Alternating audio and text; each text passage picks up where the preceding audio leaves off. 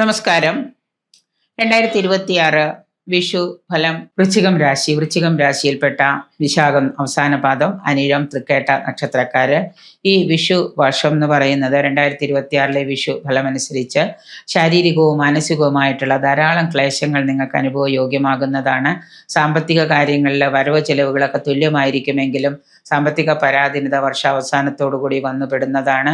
അങ്ങനെ പരാധീനത വരാതിരിക്കാനായിട്ട് സാമ്പത്തിക കാര്യങ്ങളിൽ വിജിലൻ്റ് ആവുക. ഭവന നിർമ്മാണം പൂർത്തീകരിക്കുവാൻ കഴിയും. വർഷത്തിൻ്റെ മധ്യത്തിലെ ചിലവുകൾ കൂടുന്നതാണ്. കുടുംബ സൗഖ്യവും സന്തോഷവും നിലനിൽക്കുന്നതാണ്. സന്താന ഭാഗ്യം പ്രതീക്ഷിക്കാം. ഈ വർഷം സന്താനങ്ങളെ കാത്തിരുന്നിട്ട് കിട്ടാത്തവർക്ക് സന്താന ഭാഗ്യം കൈവരുന്നതാണ്. ബിസിനസ് രംഗത്ത് നല്ല ആദായം പ്രതീക്ഷിക്കാവുന്ന വർഷമാണ്. ഫിനാൻഷ്യൽ സ്റ്റെബിലിറ്റി ഉണ്ടാകാനായിട്ട് ഈ വർഷാവസാനം സാധിക്കുന്നതാണ്.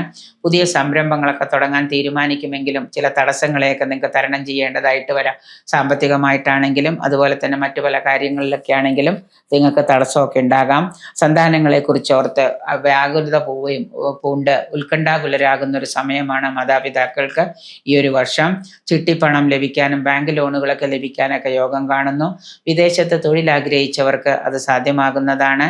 അവിവാഹിതരായിട്ടുള്ളവർക്ക് വിവാഹം നടക്കാനും അനാവശ്യ വാക്കുതർക്കങ്ങളോ വാദപ്രതിവാദങ്ങളിൽ നിന്നൊക്കെ ഒഴിഞ്ഞു നിൽക്കുന്നതും കൂടുതലായിട്ട് മറ്റുള്ളവരുടെ അന്യരുടെ കാര്യങ്ങളിൽ ഇടപെടാതിരിക്കുന്നതും ഒക്കെ നിങ്ങൾക്ക് വളരെ നന്നായിരിക്കും.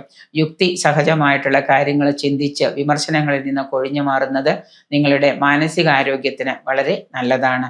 കൂടുതൽ ദോഷപരിഹാരങ്ങൾ കുറയുന്നതിനും ഗുണാനുഭവങ്ങൾക്കുമായിട്ട് മഹാദേവന് ധാര, ക്ഷീരധാര, പക്കപ്പിറന്നാളുകളിൽ ക്ഷീരധാര പോലെയുള്ള വഴിപാടുകൾ നടത്തുന്നതും കൂവളാർച്ചന എല്ലാ ശനിയാഴ്ചയും അതുപോലെ തന്നെ തിങ്കളാഴ്ച ദിവസവും പിന്നെ ദശാകാലവും ദശാന്തർകാലവും നോക്കിയിട്ട് ദശാകാലം നിങ്ങൾക്ക് ദോഷപ്രദനാണെങ്കിൽ അതനുസരിച്ചുള്ള മൂർത്തിയെ കൂടെ നിങ്ങൾ ഉപാസിക്കുന്നതും പ്രാർത്ഥനകൾ സ്വായത്തമാക്കുന്നതും ഒക്കെ വളരെ നന്നായിരിക്കും.